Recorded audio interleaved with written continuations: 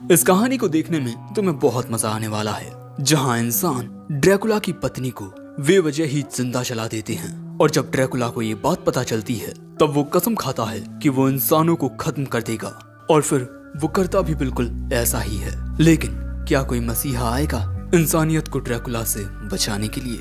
चलिए जानते हैं। कहानी की शुरुआत में हमें एक खौफनाक मंजर दिखाया जाता है। नुकीले भालों पर लटके हुए बहुत सारे स्केलेटन्स और बहुत सारे चमगादड़, और यहीं एक लड़की आती है। सूरज जल्द ही ढलने वाला था और ये लड़की एक महल में आई हुई है जहां रहता है डीमंस एंड मॉन्स्टर्स का राजा ड्रैकुला। ये लड़की इस बड़े से दरवाजे को खटखटाती है। धीरे से ये दरवाजा खुलता है। लड़की इस महल के अंदर आती है। वो पूरी तरह चौकन्ना थी, अपने हाथ में खंजर लिए हुए, पर अचानक ही दरवाजा बंद हो जाता है और अब इसके सामने ड्रैकुला आता है। ये लड़की बताती है, मैं एक डॉक्टर हूँ, पर सभी लोग मुझे एक चुड़ैल समझते हैं, पर मुझे मैजिक से ज्यादा साइंस पर यकीन है और मैं इस जगह पर सच जानने के लिए आई हूँ। लोगों का कहना है कि यहाँ एक ऐसा आदमी रहता है जो बहुत ही ज्यादा ज्ञानी है, और अगले ही पल में इसके पीछे ड्रैकुला आ जाता है। लेकिन इससे डरने के बजाय ये लड़की इससे कहती है कि तुम में तमीज नाम की चीज है कि नहीं? तुम्हारे घर मेहमान आए हैं और तुमने उनसे चाय पानी तक नहीं पूछा। ड्रैकुला कहता है, क्यों ना पहले मैं तुम्हारा खून पी लूं। मैं जानता हूँ तुम मुझे मारने आई हो, मुझे तुम में से लहसुन की गंध आ रही है। ये लड़की कहती है, क्या? मैंने दोपहर में जो लहसुन खाए थे उनकी गंध अब तक आ रही है? सच में मैं बस यहाँ पर नॉलेज इकट्ठा करने आई हूँ ताकि मैं उस नॉलेज से ऐसी दवाई बना पाऊँ जिससे लोग जल्दी ठीक हो जाएं। ड्रैकुला आगे बढ़ते हुए कहता है, लोगों की मदद करना लोग मतलबी होते हैं। पर ये लड़की कहती है, ऐसा नहीं है, तुम्हें अपने सोचने का तरीका बदलना चाहिए। ड्रैकुला कहता है, मुझे तुमसे मिले 2 मिनट भी नहीं हुए और तुम मुझे बातें समझाने लगी। लेकिन इसके बाद ये लड़की, जिसका नाम लीसा है, वो ड्रैकुला की साइंटिफिक टेक्नोलॉजी को निहारने लगती है। लीसा ड्रैकुला से कहती है, अगर ये नॉलेज सभी लोगों तक पहुंच पाए तो ये उनकी बहुत मदद कर पाएगी। ड्रैकुला कहता है, पर मैं लोगों की मदद क्यों करूं? लीसा कहती है, क्योंकि यही वो रास्ता है जहां सच में खुशी मिलती है। ड्रैकुला कहता है, तुम मुझे पसंद आई। जिसके बाद इन दोनों की एक कहानी शुरू होती है। लेकिन फिर 20 साल बाद हम देखते हैं कि एक गांव के लोग लीसा को जिंदा जलाने वाले थे, क्योंकि इन सबको ये लगता है कि लीसा एक चुड़ैल है और ये है इस गांव के चर्च का मुख्य पुजारी, और यही ये सब करवा रहा है क्योंकि इसे लगता है कि लीसा एक चुड़ैल है, क्योंकि उसके पास अजीब व गरीब टूल्स हैं जो उसे शैतानों के राजा सातन ने दिए हैं। यहाँ चलते हुए लीसा चिल्ला कर कहती है, इन इंसानों के साथ कुछ भी गलत मत करना, ये नासमझ हैं।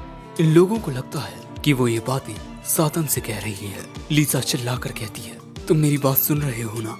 ये लोग नहीं जानते कि ये क्या कर रहे हैं, पर तुम जानबूझकर गलती मत करना। और इसी तरह लीसा जलकर खाक हो जाती है। जिसके बाद हम ड्रैकुला को देखते हैं, जो कि शायद कहीं गया हुआ था और अब वो अपने घर लौट रहा है। लेकिन जैसे जैसे वो आगे बढ़ रहा था, उसके सामने बहुत सारे कौवे आ रहे थे और इसके बाद वो अपनी आंखों के सामने देखता है कि उसका घर पूरी तरह से तबाह हो चुका है। तभी ड्रैकुला के पास एक बुड्ढी आती है और पूछती है कि क्या आप ही उस औरत के पति हैं? ड्रैकुला पूछता है, मेरी बीवी कहाँ है? बुड्ढी बताती है कि गांव के पुजारी ने उसे एक चुड़ैल समझकर जला डाला, पर मैं जानती हूँ कि वो सब गलत हैं। आपकी बीवी दिल की बहुत अच्छी थी और चाहे कोई कुछ भी कहे, मैं ये बात मान ही नहीं सकती कि वो औरत बुरी है। ड्रैकुला कहता है, उसने मुझसे कहा था कि अगर मैं उससे प्यार करता हूँ तो मुझे एक साधारण सी जिंदगी जीनी होगी, और मैंने उसकी बात मानी, पर अब और नहीं। बुढ़िया, तू अपने परिवार को लेकर इस गांव से चली जा और फिर कभी लौट कर वापस मत आना, क्योंकि ये गांव खत्म होने वाला है। और यही कहते हुए ड्रैकुला गुस्से की आग में चलने लगता है और यहाँ से चला जाता है। और ये सब देख बुड्ढी बहुत घबरा जाती है। दूसरी ओर लीसा पूरी तरह से जल चुकी थी और अगले ही पल में वो पूरी तरह से खाक हो जाती है। ये देख गांव के सभी लोग बहुत ज्यादा खुश होते हैं। पुजारी कहता है, अब मैं पूरे राज्य का पुजारी बनने का प्रयास करने वाला हूँ। ये शख्स कहता है, सभी पुजारियों का यही तो इकलौता सपना होता है। पुजारी कहता है, पूरे राज्य का पुजारी बनने के बाद मैं इस टाउन को खुशियों की नगरी में बदल दूंगा और इसी औरत की तरह सारी बुराई को खत्म कर दूंगा। पर अगले ही पल में एक बड़ा धमाका होता है। लीसा को जहाँ जलाया जा रहा था उसी जगह पर आग के रूप में ड्रैकुला अपीयर होता है। वो कहता है, मैं ड्रैकुला हूँ और मैं यहाँ जानने के लिए आया हूँ कि तुम लोगों ने मेरी बीवी के साथ ऐसा क्यों किया। ये सुन ये बंदा कहता है, क्या ड्रैकुला? मुझे तो लगता था कि बस ये एक झूठी कहानी है। पर ड्रैकुला कहता है, मेरी बीवी तुम इंसानों की मदद करना चाहती थी, वो तो बस एक डॉक्टर थी। मुख्य पुजारी कहता है, तुम असली नहीं हो, तुम्हें बस काले जादू से बनाया गया है। पर गुस्से में ड्रैकुला कहता है, तुम लोगों ने मेरी बीवी को मार दिया और अब मेरे अस्तित्व पर उंगली उठा रहे हो। मैं तुम इंसानों को 1 साल का वक्त देता हूँ, जितना जीना है जी लो, जो करना है कर लो, पर 1 साल के बाद मैं इस टाउन के हर एक शख्स को खत्म कर दूंगा। तुम लोगों ने मुझसे मेरा प्यार छीना है, मैं तुम लोगों से तुम्हारा सब कुछ छीन लूंगा। और यही कहकर ड्रैकुला वहाँ से गायब हो जाता है। लेकिन उसके जाने से जो प्रेशर बना, उससे यहाँ सब कुछ टूट फूट जाता है। और इसके बाद आसमान से आग के गोले गिरने लगते हैं। आसमान इन आग के गोलों से भर जाता है। और ये सब करने के बाद ड्रैकुला अपनी लेबोरेटरी में तोड़ फोड़ करने लगता है। आखिर उसने अपने प्यार को खो दिया है। और ड्रैकुला ने इंसानों को 1 साल का वक्त इसीलिए दिया है क्योंकि 1 साल में वो नर्क से अपनी आर्मी को सम्मन करेगा। पर तभी कोई उसे रोकने के लिए आता है। पर ड्रैकुला कहता है, आखिर मैं क्यों रुकूं? इंसानों ने मुझसे वो छीन लिया जिसके लिए अब तक मैं इंसानों को माफ कर रहा था। ये शख्स कहता है, पर उन्हें मारने वाला सिर्फ एक शख्स है, ना कि पूरी इंसानियत। और आप एक की गलती की सजा पूरी इंसानियत को नहीं दे सकते। पर ड्रैकुला कहता है, इंसानियत अपने आप में धोखेबाज है। पर यह शख्स कहता है, मैं जानता हूँ कि आप बहुत दुखी हैं, पर मैं आपको ऐसा नहीं करने दूंगा। और फिर इनके बीच एक लड़ाई शुरू हो जाती है। और फिर सीन बदलता है और अब 1 साल गुजर चुका है। यहाँ चर्च में हम देखते हैं कि सभी लोगों के सामने चर्च का प्रमुख पुजारी आता है और उसे इस तरह गद्दी पर बैठाकर लाया गया था। और अब ये जनता से कहना शुरू करता है, मैं पिछले 20 सालों से आपकी और भगवान की सेवा कर रहा हूँ, पर पिछले साल कुछ ऐसा हुआ था जिसने हम सबका दिल दहला दिया।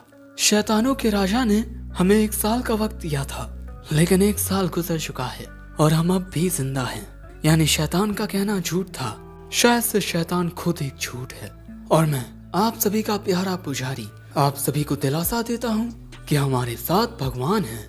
पर अगले ही पल में आसमान में काले बादल छा जाते हैं और खून की बारिश होने लगती है। हर कोई खून की बारिश में भीग रहा था। और इसके बाद आसमान से कुछ अजीब सी चीजें गिरने लगती हैं, किसी तरह के डीमंस। और अचानक ही चर्च टूटने लगता है। चर्च के कांच टूट जाते हैं और एक कांच सीधा प्रमुख पुजारी की छाती में आकर लगता है। और अगले ही पल में पूरा चर्च आग के अंगारों से दहल उठता है। आसमान में आग के बवंडर से पैदा होता है ड्रैकुला। वो कहता है, इंसानों 1 साल खत्म हुआ। मेरी बीवी को मारते वक्त तुम सब बहुत खुश थे ना, पर अब वक्त आ गया है तुम सबके मरने का। मेरी सेना तुम सबको खत्म कर देगी। और उसके ये कहते ही हम देखते हैं कि जमीन के अंदर से एक बहुत बड़ी बिल्डिंग बाहर निकलती है। और इसके बाद इस बिल्डिंग से वैम्पायर डीमंस बाहर निकलने लगते हैं। और ये डीमंस इंसानों पर हमला करना शुरू कर देते हैं और इंसानों का कत्लेआम शुरू हो जाता है। ये डीमंस अपने मुंह से आग उगल रहे थे और इस आग में पूरा टाउन तबाह हो रहा था। चारों ओर तबाही मची हुई थी। ड्रैकुला यहाँ कहता है, सब कुछ तबाह कर दो, हर एक इंसान को मार दो और इस टाउन को खत्म करने के बाद दूसरे टाउन में जाओ, वहाँ भी सब कुछ खत्म कर दो।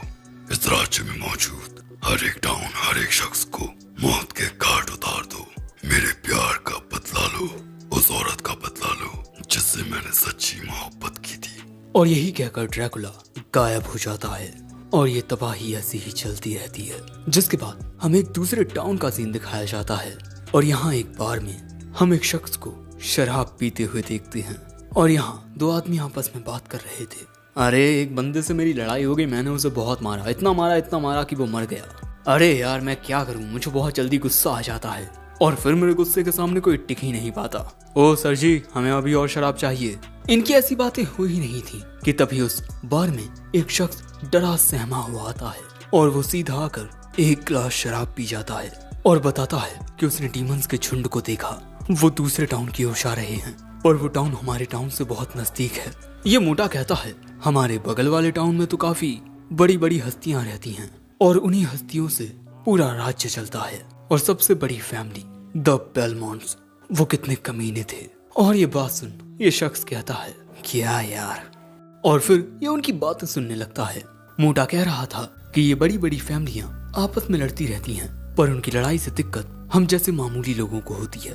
उनकी नजरों में हमारे कोई मायने नहीं होते, हमारी जिंदगियां उनके लिए बस कीड़े मकोड़ों की तरह हैं। ये सब बातें सुनते हुए ये शख्स यहाँ आता है और कहता है कि अब मुझे चलना चाहिए सर। और अब वो अपना बिल पे करने के लिए पैसे निकालने लगता है, पर उसे पैसे मिलते ही नहीं, इसीलिए वो अच्छे से चेक करने लगता है।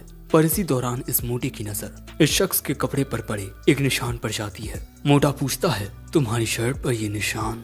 ये शख्स कहता है, अरे ये कपड़े तो मैं खुद को गर्म रखने के लिए पहनता हूँ, रात में बहुत सर्दी हो जाती है ना। पर मोटा कहता है, ये बेलमोंट फैमिली का क्रेस्ट है ना? तुम बेलमोंट फैमिली से हो, है ना? ये बात सुन वो शख्स कहता है, अब मुझे यहाँ से चलना चाहिए। लेकिन मोटा उस शख्स को रोक लेता है, ये कहते हुए कि तुम एक बेलमोंट हो, वो बेलमोंट परिवार जो काले जादू का इस्तेमाल करता है। वो शख्स कहता है, तुम ये क्या बोल रहे हो? पर मोटा कहता है, बेलमोंट परिवार को चर्च के द्वारा बहिष्कृत कर दिया गया था, उनसे उनका सब कुछ छीन लिया गया क्योंकि वो बुराई के साथ थे। जो वेलमोंट्स हैं वो काले जादू का इस्तेमाल करते हैं और चारों ओर उस ड्रैकुला ने डीमंस को फैला रखा है। मुझे तो ये वेलमोंट परिवार की गलती लगती है। पर यह शख्स कहता है, मैं अब जा रहा हूँ। लेकिन अगले ही पल में ये मोटा उस शख्स में एक मुक्का मार देता है। इसके बाद मोटा उस शख्स से उसका नाम पूछता है, पर जब वो उसे अपना नाम नहीं बताता तब ये मोटा उसके अखरोटों पर हमला करता है। सो अब ये उसे बताता है कि इसका नाम ट्रेवर वेलमोंट है, ये अपने परिवार का इकलौता बचा हुआ शख्स है। पर अब ये मोटा फिर से उसमें लात मारने वाला था, पर इस बार वेलमोंट उसका पैर पकड़ के उसे गिरा देता है। सो अब बाकी के लोग वेलमोंट पर हमला कर देते हैं। वेलमोंट उन दोनों से एक साथ लड़ने लगता है, लेकिन तभी ये लंबा सा शख्स आकर वेलमोंट को मुक्का मारकर गिरा देता है और फिर ये दूसरा बंदा उसे पीछे से पकड़ लेता है और फिर ये बंदा फिर से वेलमोंट को बीच में मारता है और तभी बारटेंडर आकर इसके चेहरे पर एक मुक्का मारता है। सो अब वेलमोंट इस दूसरे शख्स को पीछे से धक्का देकर बारटेंडर को पकड़ के वहीं गिरा देता है और कहता है कि आज तक मैं किसी से नहीं हारा, चाहे वो कोई इंसान हो या कोई बीस्ट। लेकिन तभी कोई उसे लात मार के गिरा देता है और इसके बाद ये शख्स उसे कुर्सी से पीटने लगता है। अब काफी जख्मी होकर वेलमोंट उस बार के बाहर निकलता है और बाहर आते ही उसे उल्टियां होने लगती हैं। इसीलिए वेलमोंट अब उन सभी को गालियां देकर यहाँ से जाने लगता है। अब अगले दिन जब वो सोकर उठता है तब वो उठते ही आगे बढ़ना शुरू कर देता है और ऐसे ही वो पहुंचता है ग्रेसेट टाउन में, जहाँ हाल ही में डीमंस ने हमला किया था। और अब वेलमोंट को कुछ दिन यहीं रुकना पड़ेगा क्योंकि अगला टाउन 40 मील दूर है।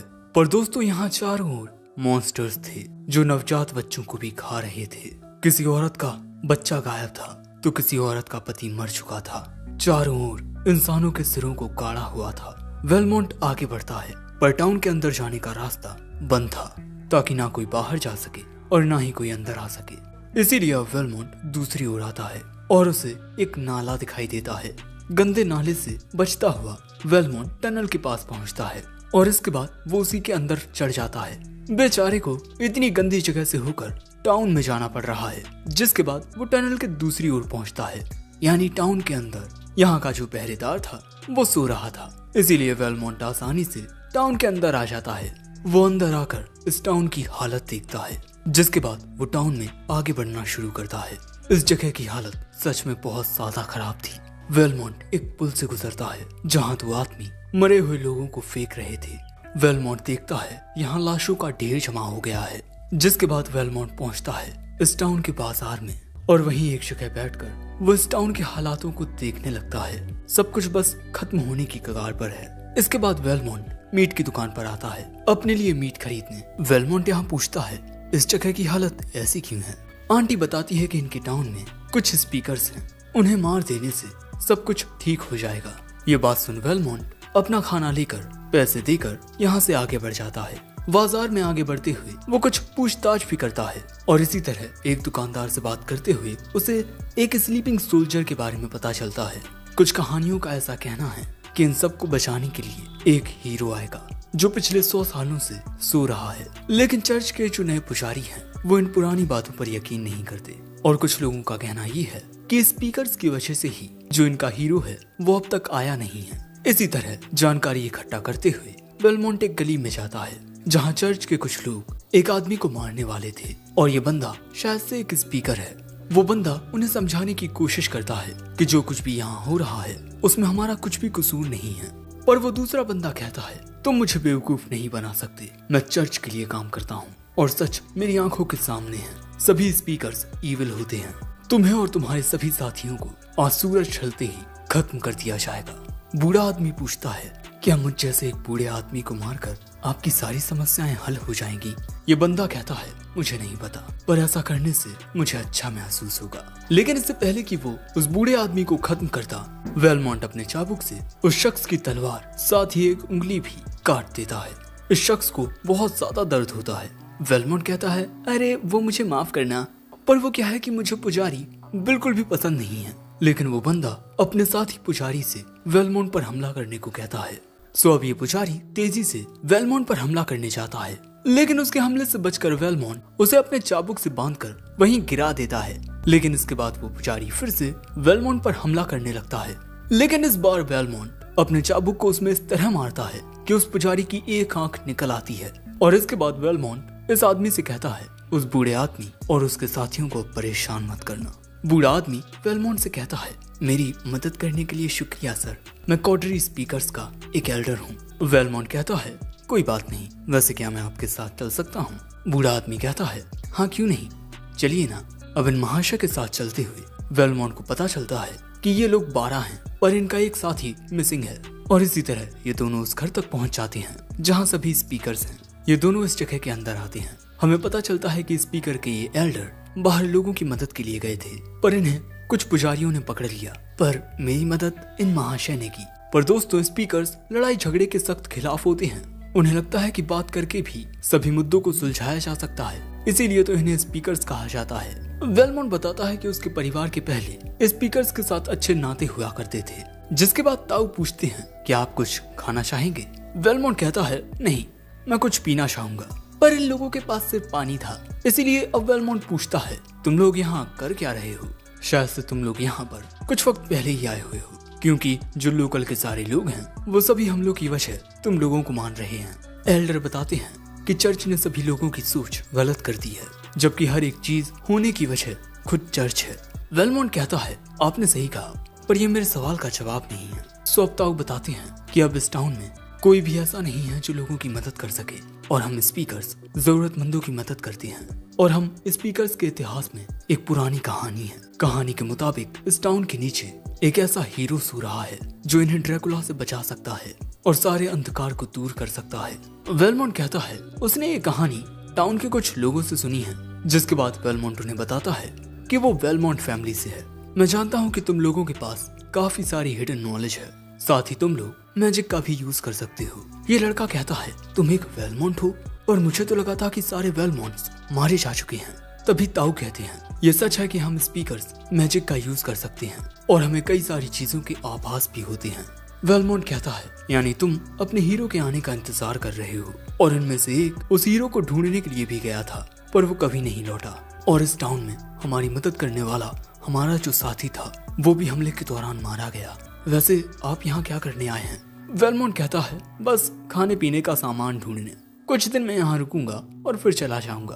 ताऊ पूछते हैं क्या आप इन लोगों की मदद नहीं करेंगे?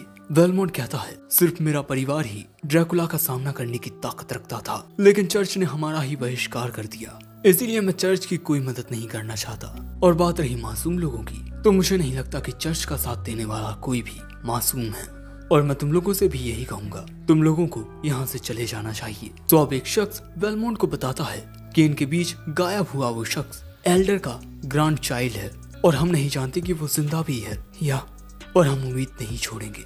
जब तक जिंदा है तब तक तो बिल्कुल भी नहीं। वेलमोंट समझ जाता है ये लोग उसकी बात नहीं मानेंगे, इसीलिए वो कहता है अगर मैं जाकर तुम्हारे ग्रैंड चाइल्ड की बॉडी लेकर आऊं तब तुम लोग यहाँ से चले जाओगे। एक बंदा पूछता है तुम हमारे लिए ये क्यों कर रहे हो? वेलमोंट कहता है चर्च और बाकी के लोग तुम सबको मारने के लिए जल्दी आने वाले हैं, और मैं अच्छे लोगों को मरता हुआ नहीं देखना चाहता, इसलिए मैं फिर पूछता हूँ अगर मैं तुम्हारे ग्रैंड चाइल्ड की बॉडी को ढूंढ कर ले आऊं तब क्या तुम लोग यहाँ से चले जाओगे? ताऊ कहता है अगर यही तुम्हारी शर्त है तो ठीक है।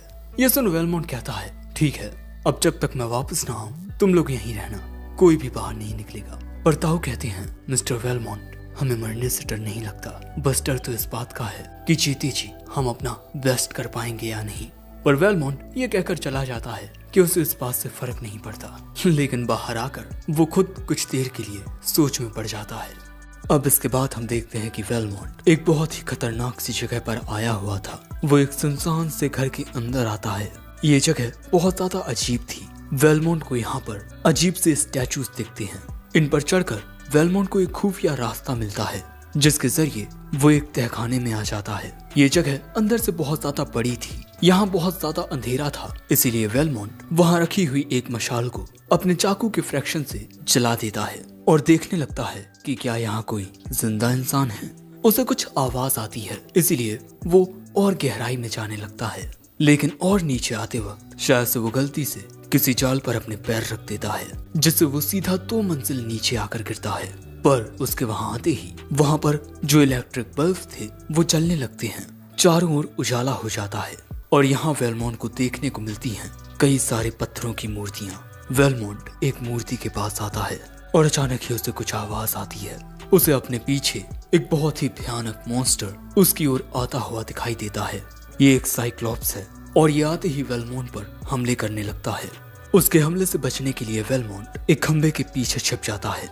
दोस्तों, अगर इस साइक्लॉप्स की बीम ने वेलमोंट को छू भी लिया तो वेलमोंट पत्थर में बदल जाएगा। वो साइक्लॉप्स वेलमोंट पर हमले करना जारी रखता है और इसके बाद वो वेलमोंट को पकड़ के हवा में फेंक देता है। लेकिन इसके बाद फिर से वेलमोंट उसकी बीम से बचना शुरू कर देता है और इसके बाद वो उस पर अपने खंजर से वार करता है, पर इससे उसे कुछ नहीं होता और वो फिर से वेलमोंट की ओर हमला कर देता है। वेलमोंट एक खंबे के पीछे छिपकर इस हमले से बच जाता है और इसके बाद वो इस मॉन्स्टर के हमले से बचकर अपने चाबुक को खंजर में बांधकर उस खंजर को उछालता है और इसके बाद वो उस खंजर में लात मारता है, जिससे वो खंजर सीधा साइक्लॉप्स की आंख में जाकर लगता है और ये साइक्लॉप्स यहीं मारा जाता है।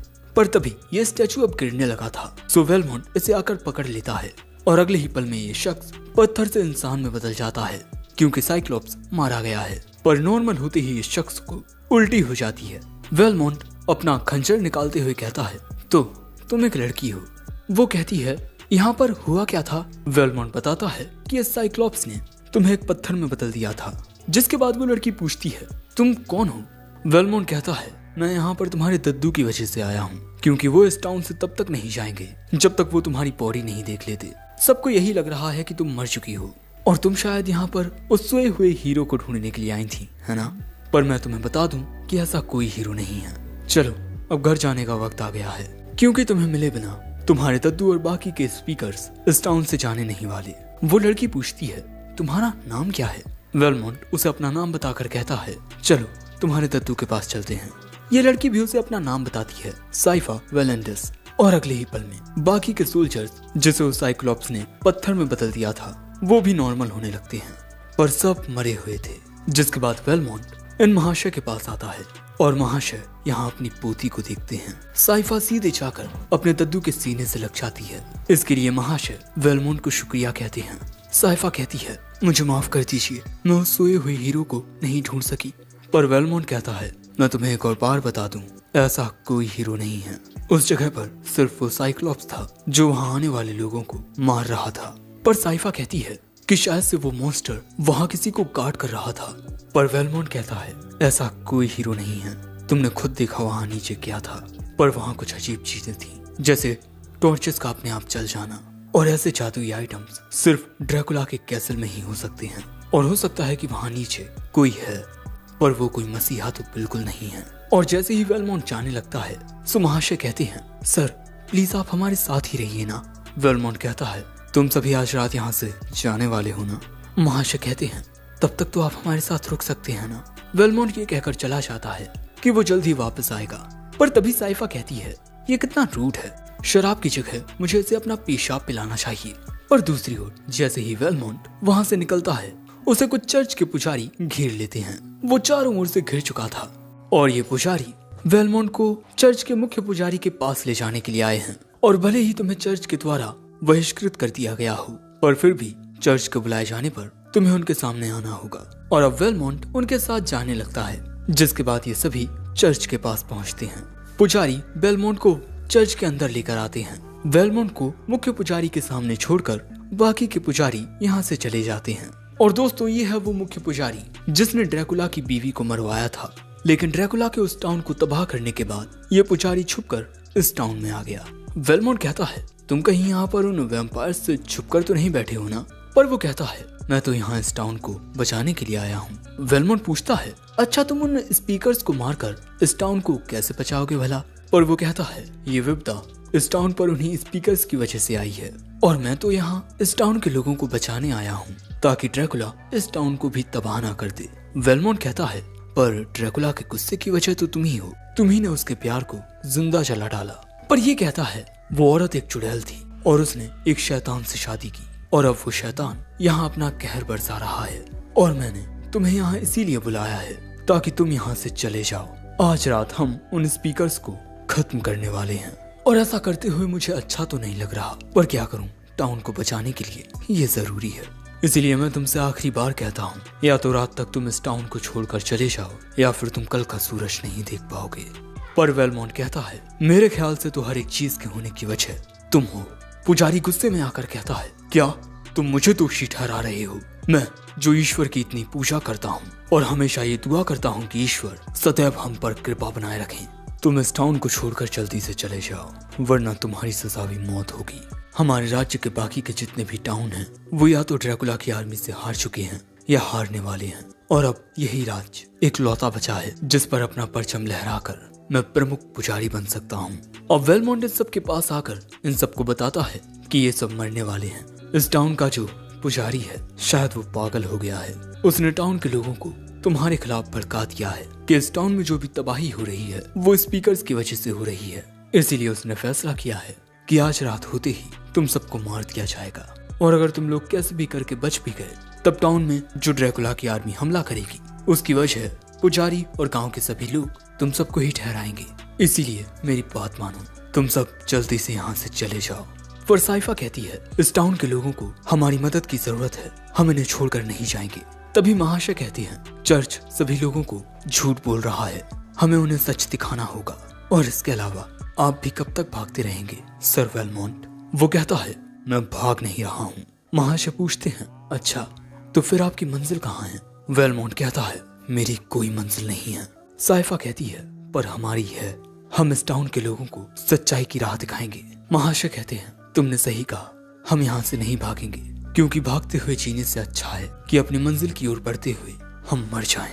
हम टाउन के लोगों को बचाने के लिए अपनी जान देने के लिए भी तैयार हैं। साइफा कहती है अब आपको यहाँ से चले जाना चाहिए सर वेलमोंट। पर वेलमोंट उनकी ओर घूरते हुए कहता है मैं नहीं, यहाँ से तुम सब जाओगे। अब जैसे ही सूरज ढलने लगता है ड्रैकुला की आर्मी टाउन पर हमला करने के लिए तैयार होने लगती है। दूसरी ओर टाउन के लोग भी स्पीकर्स को मारने के लिए एक साथ इकट्ठा हो चुके थे। ये सभी बहुत ज्यादा गुस्से में थे। ये उस घर के पास पहुंचते हैं जहां स्पीकर्स थे। दो लोग जाकर इस घर के दरवाजे को तोड़ने लगते हैं, लेकिन घर का दरवाजा तोड़ने पर अंदर इन्हें सिर्फ एक ही शख्स दिखाई देता है और ये होता है वेलमोंट। इसने सभी स्पीकर्स को एक सुरक्षित जगह पर भेज दिया है। दूसरी ओर सभी लोग गुस्से में चिल्ला रहे थे, पर वेलमोंट पुजारी से कहता है मैं तुम्हें ऐसा नहीं करने दूंगा। पर पुजारी कहता है उन स्पीकर्स को मारकर ही हम इस टाउन को बचा सकते हैं और अगर तुम हमारे खिलाफ जाने की कोशिश करोगे तब हम तुम्हें भी खत्म कर देंगे। हम इतने सारे हैं और तुम सिर्फ एक। तुम भले ही वेलमोंट फैमिली के हो पर अपनी हालत देखो, अब तुम एक भद्दे आदमी से ज्यादा कुछ नहीं हो। वेलमोंट कहता है शायद तुमने सही कहा, अब मैं एक भद्दे आदमी से ज्यादा कुछ नहीं हूँ, पर कोई बात नहीं क्योंकि मेरा परिवार पीढ़ी दर पीढ़ी से ही इस राज्य के लोगों की हिफाजत के लिए लड़ता आया है और अब मैं भी वही करूंगा जो मेरे परिवार ने किया। और यहाँ वेलमोंट अपना कोट भी उतार देता है और कहता है मैं हूँ ट्रेवर वेलमोंट, वो शख्स जो मौत से जरा भी नहीं डरता। ये बात सुन सभी पुजारी वेलमोंट पर हमला करने के लिए तैयार हो जाते हैं, पर अचानक ही वेलमोंट उन सभी की ओर छोटे छोटे चाकुओं से वार कर देता है और इसके बाद वो बाहर निकलकर एक रस्सी खोलता है जिससे ये पूरा मकान ही गिर जाता है और इसके बाद वो अपने चाबुक का इस्तेमाल करके एक आदमी से उसकी कुल्हाड़ी छीन लेता है और उस कुल्हाड़ी को फेंक कर वो एक रस्सी काट देता है जिससे लकड़ी का एक बहुत बड़ा टुकड़ा जमीन पर गिरता है, पर कोई भी इंसान इसके नीचे कुचल कर मारा नहीं जाता। और इसके बाद हम देखते हैं कि वेलमोंट यहाँ से भागने लगता है। सभी पुजारी भी उसका पीछा करने लगते हैं। वेलमोंट के सामने आने वाले पुजारियों से बचने के लिए वेलमोंट उनके ऊपर लात रखता हुआ कूदता जाता है और इसके बाद वो आगे भागता रहता है, पर अचानक ही उस पर तीरों से हमले होते हैं, इसीलिए वो छुप जाता है। पर अब उसके सामने भी ये पुजारी आ गया था जिसकी उसने आंख निकाल दी थी और इसके बाद ये वेलमोंट पर हमले करने लगता है, पर वेलमोंट इसको पकड़कर सामने कर देता है जिससे तीरंदाजों के तीर इसकी दूसरी आंख भी फोड़ देते हैं, जिसके बाद वो बाकी पुजारियों से लड़ते हुए इन तीरंदाजों को भी मार गिराता है। पर जैसे ही वो आगे भागता है उसके सामने गांव के पूरे लोग खड़े थे, इसीलिए अब वो दूसरी ओर भागने लगता है और अब ड्रैकुला की सेना भी टाउन पर हमला करने के लिए आ चुकी है। टाउन के सभी लोग वेलमोंट का पीछा कर रहे थे और वहीं चर्च में ये पुजारी बिल्कुल अकेला था। तभी चर्च का दरवाजा खुलता है और अब कोई इस पुजारी की ओर बढ़ने लगता है। इस पुजारी को कोई दिखाई नहीं देता, पर फिर अंधेरे में से निकलता है एक मॉन्स्टर। चर्च को चारों ओर से मॉन्स्टर्स ने घेर लिया था। पुजारी कहता है, आखिर तुम भगवान के घर में कैसे आ सकते हो? पर वो मॉन्स्टर कहता है, यहाँ कोई भगवान है ही नहीं। तुम्हारा भगवान बहुत मतलबी होता है, वो हमसे प्यार नहीं करता और ना ही वो तुमसे प्यार करता है, क्योंकि वो जानता है यहाँ जो कुछ हो रहा है उसमें सिर्फ तुम्हारा कसूर है और इसीलिए तुम्हारे भगवान ने तुम सबको छोड़ दिया है। पर हम तुम्हें नहीं छोड़ेंगे, क्योंकि तुम्हारी बदौलत ही तो हम यहाँ आए हैं। और इसके बाद वो मॉन्स्टर पुजारी को पकड़ के उसे वहीं खाने लगता है और दोस्तों ये पुजारी यहाँ मारा जाता है। दूसरी ओर हम देखते हैं कि वेलमोंट अभी भी भाग रहा था। टाउन के सभी लोग उसका पीछा कर रहे थे, लेकिन इसके बाद हम देखते हैं कि वेलमोंट चारों ओर से घिर जाता है और अब वेलमोंट यहाँ कुछ नहीं कर सकता। सभी लोग उसे मारने के लिए उसकी ओर जाने लगते हैं, पर अगले ही पल में वेलमोंट के चारों ओर एक आग का गोला बन जाता है, जिससे कोई भी वेलमोंट के करीब नहीं आ पाता। और वो आग का गोला बनाया है साइफा ने। चर्च का ये पुजारी कहता है, ये तो एक चुड़ैल है, पर साइफा कहती है कि वो कोई चुड़ैल नहीं है। और इसके बाद वो अपने मैजिक का यूज करके वेलमोंट के निकलने के लिए एक रास्ता बना देती है। साइफा की मैजिकल एबिलिटी देख वेलमोंट आगे बढ़ते हुए कहता है, अब मुझे समझ आया कि आखिर क्यों तुम उस तहखाने में गई थी। और इसके बाद वेलमोंट इस पुजारी की ओर इशारा करके कहता है, मैं तुमसे 1-on-1 फाइट करना चाहता हूँ। तुम दूसरों को बहुत भड़का रहे हो ना गलत काम करने के लिए। चलो देखते हैं तुम में खुद में कितनी काबिलियत है। और वैसे अब तुम्हें अपनी तलवार निकाल लेनी चाहिए, वरना मैं हमला करने से पीछे नहीं हटूंगा। ये सुन लोग आपस में बात करते हुए कहते हैं कि आखिर एक पुजारी के पास तलवार क्यों रहेगी। उस पुजारी को हिचकिचाते हुए देख वेलमोंट कहता है, दूसरों से झूठ बोलने में तो तुम जरा भी नहीं हिचकिचाते, तो अब किस बात की हिचकिचाहट?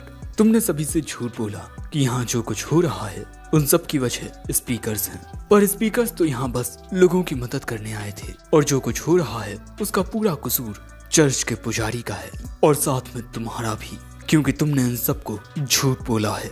और ये बातें सुनते ही लोगों के सामने सच्चाई आती है और फिर कुछ लोग आगे बढ़कर इस पुजारी को मार देते हैं। पर अगले ही पल में एक बहुत बड़ा धमाका होता है। ड्रैकुला की सेना यहाँ आ चुकी है और वो चारों ओर तबाही मचा रहे हैं। सभी लोग डर कर भाग रहे थे, पर वेलमोंट कहता है, हम भागकर इनसे नहीं बच पाएंगे, हमें इनसे लड़ना होगा। जिसके बाद वेलमोंट सभी लोगों को उनकी पोजीशंस बताता है। लोग हथियार लेकर खड़े हो चुके थे। जिसके बाद वेलमोंट साइफा को समझाता है कि उसे क्या करना है और इसके बाद वो कहता है, मुझे यहाँ बहुत सारा नमक चाहिए। और इसके बाद वो सभी से उनकी तलवारों पर नमक लगा लेने को कहता है। और इसके बाद ड्रैकुला की सेना का सामना करने के लिए वो सीना तान कर खड़ा हो जाता है।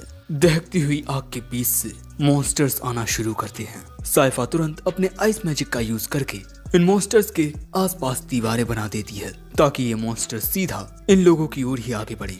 और इसके बाद वेलमोंट के ऊपर होली वाटर फेंक देता है, जिससे ये थोड़ा चलने लगते हैं। और फिर वेलमोंट सभी को कमांड देने लगता है। जैसे ही एक मॉन्स्टर इनकी ओर हमला करने के लिए बढ़ता है, कुछ लोग अपने भालों से उसे रोक देते हैं और फिर एक शख्स उसे खत्म कर देता है। जिसके बाद साइफा आइस मैजिक का यूज करके इन मॉन्स्टर्स के ऊपर हमला करती है।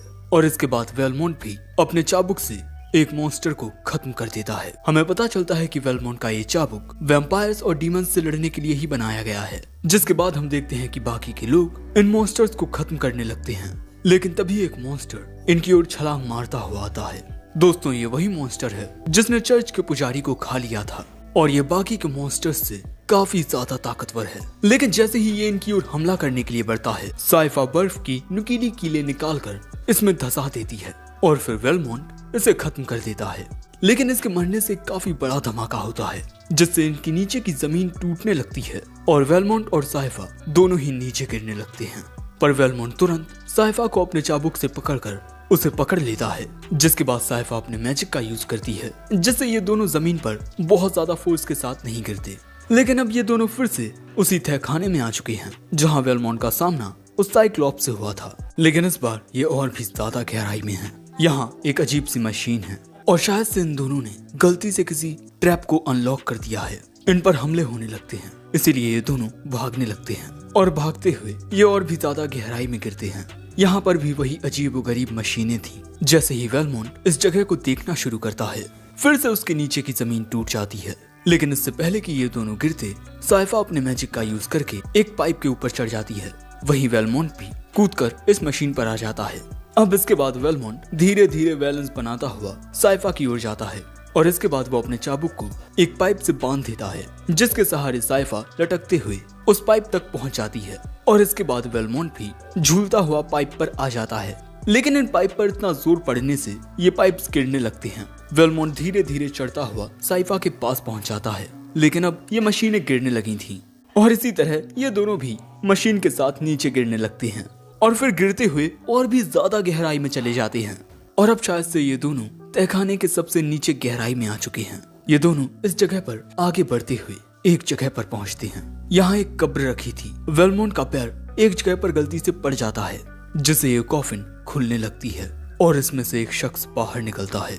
साइफा को लगता है कि यही वो मसीहा हीरो है जो उन्हें बचाने वाला है। साइफा इसे बताती है कि ड्रैकुला अपनी आर्मी के द्वारा चारों ओर तबाही मचा रहा है। पर वेलमोंट कहता है, मुझे नहीं लगता कि तुम कोई सोए हुए हीरो हो जो हमें ड्रैकुला से बचाने के लिए जाग चुका है। तुम एक वैम्पायर हो, तो क्या तुम ही ड्रैकुला हो? पर वो पूछता है, तुम कौन हो? वेलमोंट बताता है कि वो ट्रेवर वेलमोंट है, अपने परिवार में बचा हुआ इकलौता सदस्य। जो सुन ये शख्स कहता है, वेलमोंट परिवार पीढ़ी दर पीढ़ी से ही खतरनाक मॉन्स्टर्स को मारने का काम करते आए हैं जिनमें वैम्पायर्स भी शामिल थे। मैं ये भी जानता हूँ कि ड्रैकुला इस वक्त अपने प्यार का बदला लेने के लिए पूरी इंसानियत को खत्म करने की राह पर निकल चुका है। वेलमोंट कहता है, और मैं वही रोकना चाहता हूँ, चाहे इसके लिए मुझे तुम्हें ही क्यों ना मारना पड़े। जो सुन साइफा कहती है, ये तुम क्या कह रहे हो? ये हमारा मसीहा है। वेलमोंट कहता है, तुम्हारी कहानी के अनुसार तुम्हारा ये मसीहा सैकड़ों सालों से सो रहा है ना? पर मुझे इस जगह की हालत इतनी भी पुरानी नहीं लगती। तुम इस जगह पर कब से कैद हो वैम्पायर? वो कहता है, शायद 1 साल से। वेलमोंट कहता है, देखा, और वैसे भी कौन सा मसीहा एक कॉफिन में सोता है जिसके चारों ओर बहुत सारे ट्रैप्स बिछे हों? पर ये कहता है वो सिर्फ मशीनें थी। वैसे क्या तुम सच में ड्रैकुला को रोकना चाहते हो? वेलमोंट कहता है, हाँ बिल्कुल। ये बात सुनते ही वो शख्स अपनी तलवार को अपने पास बुलाता है और वेलमोंट से लड़ने के लिए तैयार हो जाता है। लेकिन अगले ही पल में वेलमोंट उस पर अपने चाबुक से हमला करता है और इस हमले से ये वैम्पायर गुस्सा हो जाता है। जिसके बाद वैम्पायर पर हमला करते हुए वेलमोंट कहता है, साइफा, ये तुम्हारा कोई मसीहा नहीं है, ये बस एक वैम्पायर है। लेकिन दोस्तों, कोई भी ये नहीं जानता कि ड्रैकुला दिखता कैसा है, इसीलिए वेलमोंट को लगता है कि यही वैम्पायर ड्रैकुला है। इन दोनों के बीच काफी अच्छी लड़ाई हो रही थी। वेलमोंट इस पर हमला करके इसे जमीन पर गिरा देता है। लेकिन इसके बाद जब वेलमोंट हमला करता है तब ये वैम्पायर उसके चाबुक को अपनी तलवार में फंसा लेता है, जिस वजह से वेलमोंट को चाबुक छोड़कर तलवार निकालनी पड़ती है। और इसके बाद इन दोनों के बीच तलवारों से लड़ाई होने लगती है। लेकिन तलवार के साथ वैम्पायर वेलमोंट पर भारी पड़ रहा था। वो पीछे से वेलमोंट पर हमला करने आता है, पर वेलमोंट उसके हमले को रोक लेता है। और इसके बाद वेलमोंट अपना पूरा जोर लगाकर वैम्पायर की ओर अपनी तलवार करने लगता है। लेकिन जब ऐसा करने से बात नहीं बनती तब वेलमोंट उसके अखरोटों पर वार करता है। वैम्पायर कहता है, ऐसी टुच्ची ट्रिक्स ना ही अपनाओ तो अच्छा रहेगा। और इसके बाद वो वेलमोंट को दूर फेंक देता है और इसके बाद वो तेजी से उसकी ओर हमला करने के लिए जाता है। लेकिन इस बार वैम्पायर से लड़ते हुए वेलमोंट उस पर वार करता है, जिससे उसकी तलवार टूट जाती है। लेकिन वो वैम्पायर अब काफी जख्मी हो चुका था। लेकिन इसके बाद भी वो वेलमोंट को एक जोरदार मुक्का मारता है और फिर वो उसके पास आकर कहता है, अब तुम्हें आखिरी बार अपने भगवान को याद कर लेना चाहिए। लेकिन तभी वेलमोंट एक खंजर उस वैम्पायर की छाती में मार देता है। लेकिन इससे भी वैम्पायर को ज्यादा कुछ नहीं होता और अब वो वेलमोंट को बस खत्म ही करने वाला था कि तभी उसके पीछे साइफा आ जाती है। अगर तुमने कुछ भी किया तब मैं तुम्हारा सिर उड़ा दूंगी। वैम्पायर कहता है मैं तो तुम्हारा मसीहा हूँ ना। साइफा कहती है मैं इस बारे में श्योर नहीं हूँ, पर मैं इस बात को लेकर श्योर हूँ कि उस शख्स ने मेरी जान बचाई थी। लेकिन अब वो वैम्पायर कहता है बहुत अच्छे, एक वैम्पायर हंटर और एक मैजिशियन। जिसके बाद वो इन दोनों को अपना नाम बताता है, एंड्रन, जिसे एल्यूकार्ड के नाम से जाना जाता है, और ये ड्रैकुला का बेटा है। और दोस्तों तुम्हें याद होगा कि इसी ने ड्रैकुला को रोकने की कोशिश की थी, लेकिन इसके पिता ने इसे हराकर यहाँ कॉफिन में कैद कर दिया। साइफा कहती है तो तुम वाकई एक हीरो हो। वैम्पायर कहता है ओह, तुम स्पीकर्स की वो कहानी, उस कहानी के मुताबिक वो सोया हुआ हीरो एक हंटर से मिलेगा, और वो हंटर वेलमोंट ही है। जिसके बाद एड्रिन अपना कोट पहनता है। साइफा पूछती है अब हम क्या करने वाले हैं। एड्रिन कहता है इस दुनिया को बचाने के लिए मुझे एक हंटर और एक स्कॉलर की जरूरत थी, और अब वो मुझे मिल चुके हैं। अब शायद मैं अपने पिता ड्रैकुला को रोक पाऊंगा। पर वेलमोंट पूछता है तुम अपने ही पिता के खिलाफ क्यों जा रहे हो। वो बताता है कि ये उसकी माँ की आखिरी ख्वाहिश थी, और इंसानियत को बचाने के लिए अब उसके पिता को मरना होगा, और अब ये तीनों एक साथ ड्रैकुला का सामना करेंगे। पर क्या ये तीनों उसे रोक पाएंगे? ये जानने के लिए इसका नेक्स्ट सीजन देखना पड़ेगा, क्योंकि ये सीजन यहीं एंड होता है। वीडियो पर अच्छा रिस्पॉन्स आता है तो जल्द ही इसका अगला सीजन आ जाएगा। वैसे तब तक के लिए सायोनारा।